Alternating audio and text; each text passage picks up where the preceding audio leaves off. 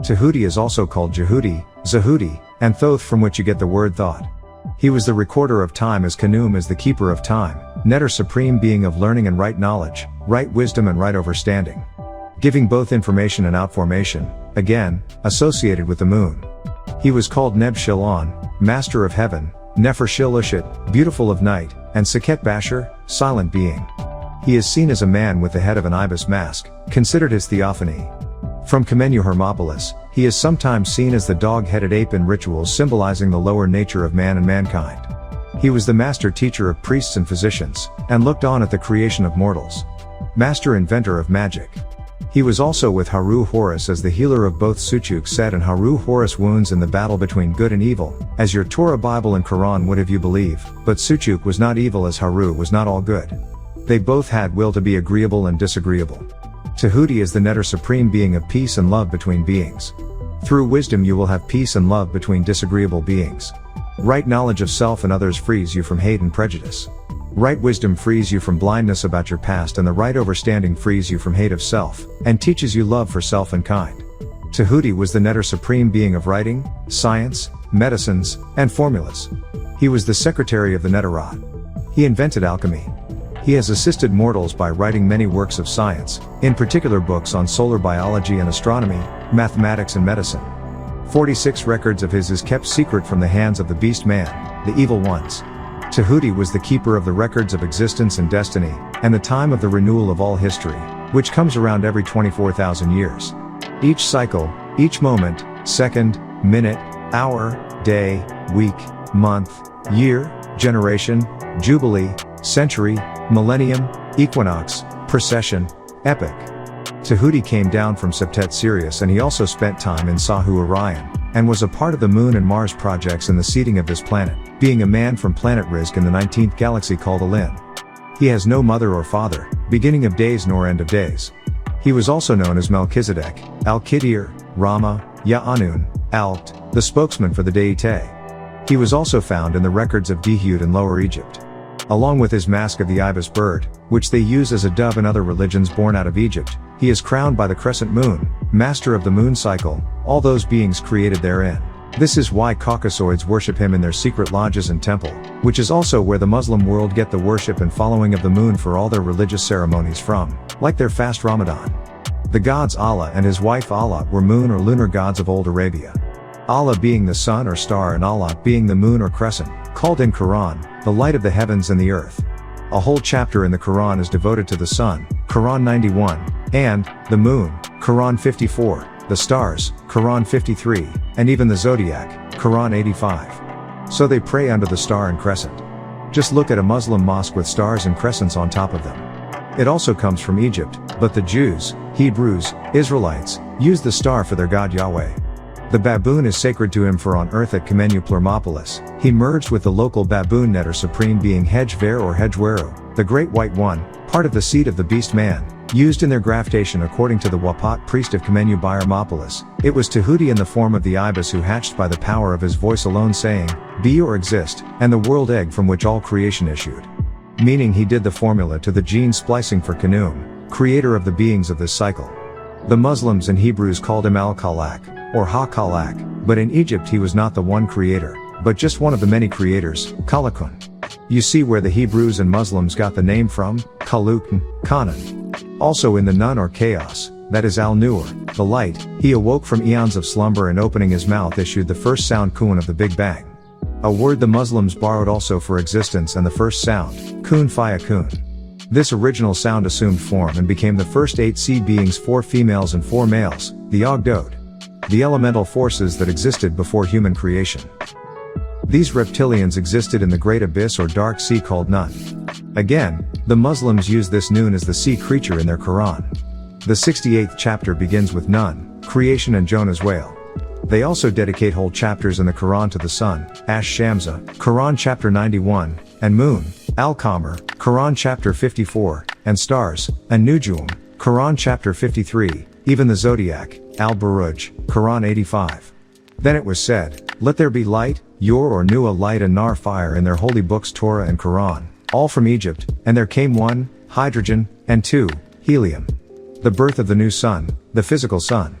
Tehuti was called the heart and tongue, which means that he possesses the reason and power, sound right reasoning to utter divine words, and hence is called divine wisdom. In mortals, the intellect controlled by will and directed by mind is wisdom.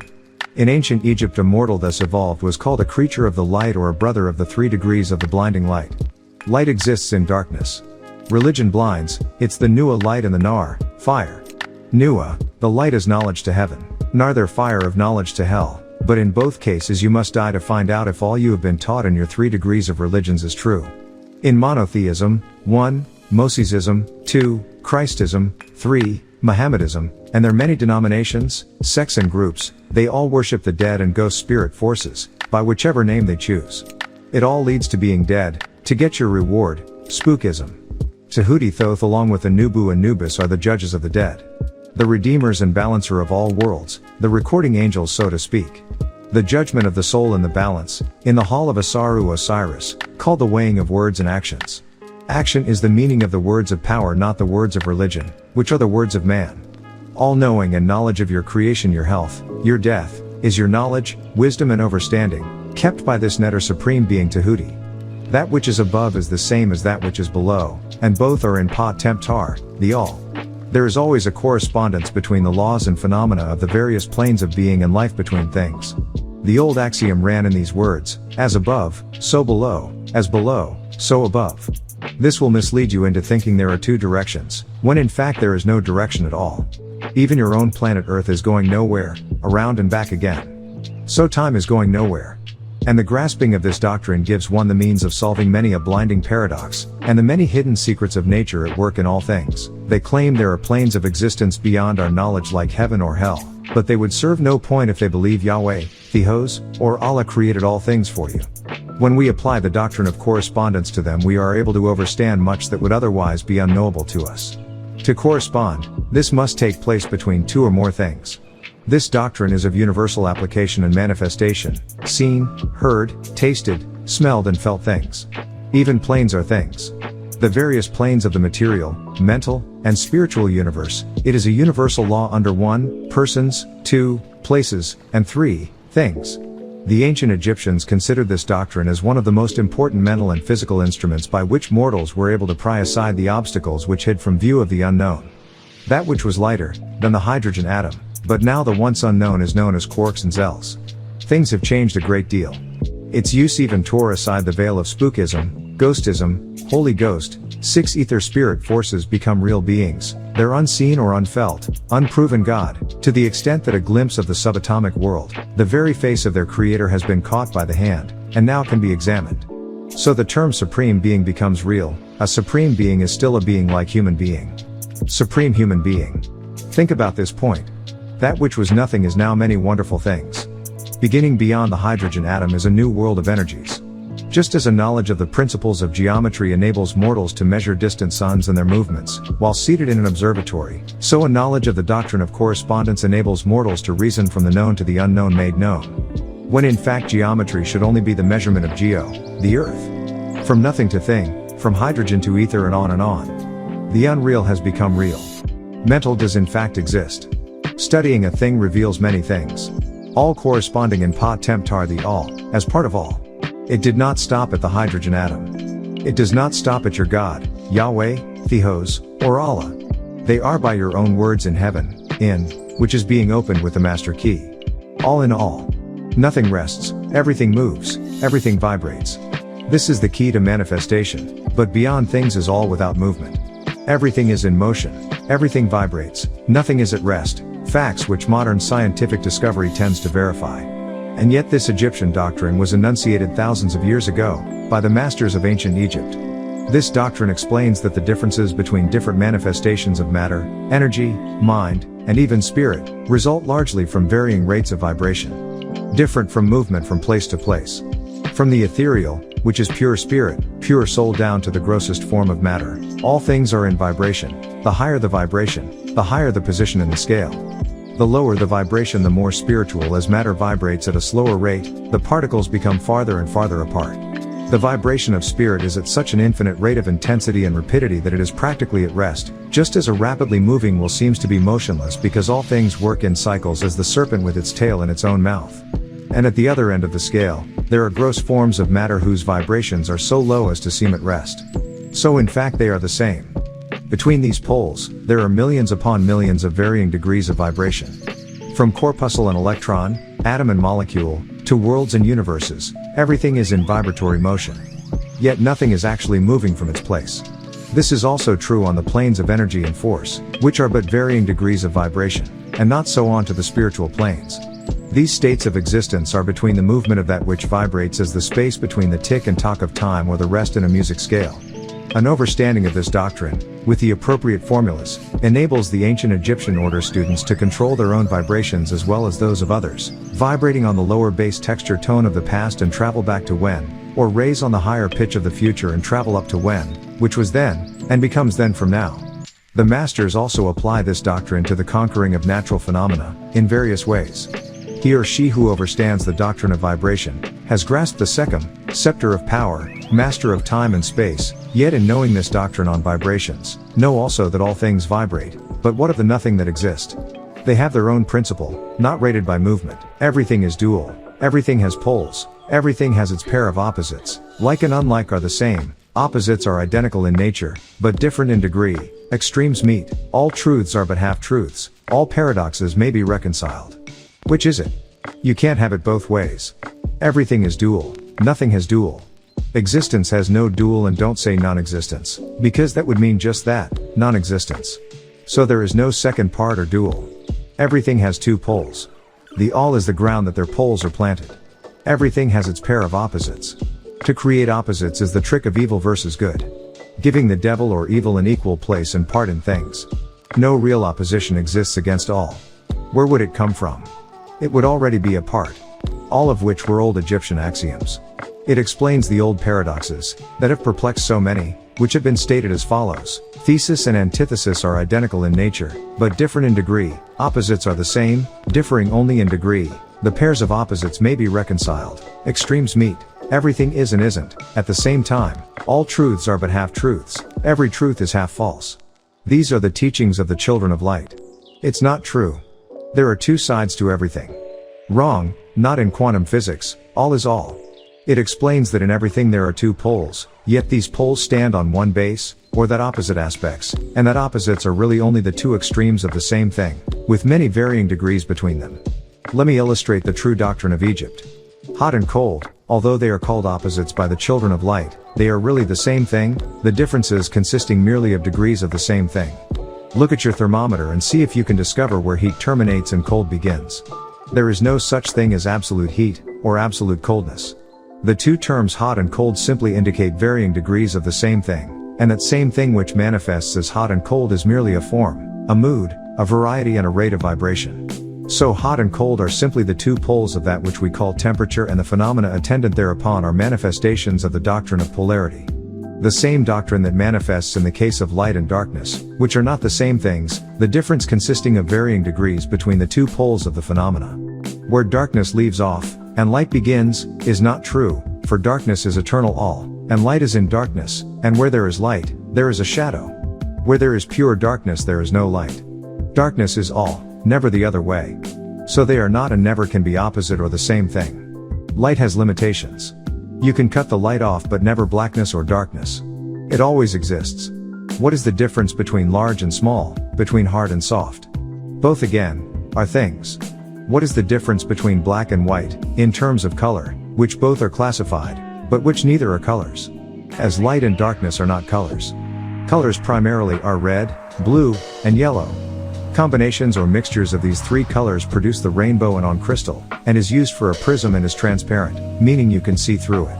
It's whatever material it is made from that registers on the existence scale. Combining all the primary colors and all of the sub-colors made from them together would give you dark brown, inclining to black, yet blackness is simple existence. Between sharp and dull, between noise and quiet, between high and low, between positive and negative. Black or dark is all, and all things exist in all, including light or white. White has an end. The doctrine of polarity explains these paradoxes, and no other doctrine can supersede it. Yet, darkness is outside of this principle or doctrine. It can't be compared. It is all. The same principle operates on the mental plane. As the physical of cause, not physical of things, it's light, object, action, motion or movement. Mental is the blackness, mind, the light that shines in each body. Let us take a radical and extreme example, that of love and hate, two mental states apparently totally different planet and emotion. And yet there are degrees of hate and degrees of love, and a middle point in which we use the terms like or dislike, which shade into each other so gradually that sometimes we are at a loss to know whether we like or dislike or neither. And all are simply degrees of the same thing, as you will see, if you will but think a moment. And, more than this, and considered of more importance by the Egyptian, it is possible to change the vibrations of hate to the vibrations of love, in one's own mind, that is one's own mind, not the whole of mental, and in the minds of others. Many of you, who read these lines, have had personal experiences of the involuntary rapid transition from love to hate, and the reverse, in your own case and that of others. That's emotional. This is caused by events on the physical, not the mental. And you will therefore realize the possibility of this being accomplished by the use of the will, by means of the Egyptian formulas. Good and evil are but the poles of the same thing placed in action, and the Egyptian understands the art of transmuting evil into good, by means of an application of the doctrine of polarity. In short, the art of polarization becomes a phase of emotional alchemy, never mental, known and practiced by the ancient and modern Egyptian masters. An overstanding of the doctrine will enable one to change his or her own polarity, as well as that of others, if they will devote the time and study necessary to master the art. Everything flows, out and in, everything has its tides, all things rise and fall, the pendulum swing manifests in everything. The measure of the swing to the right is the measure of the swing to the left, rhythm compensates. To swing to and fro you need a point of origin and a fixed spot, as to where the cord hangs from, and the first movement to start the swing. Yet all of this is in the all.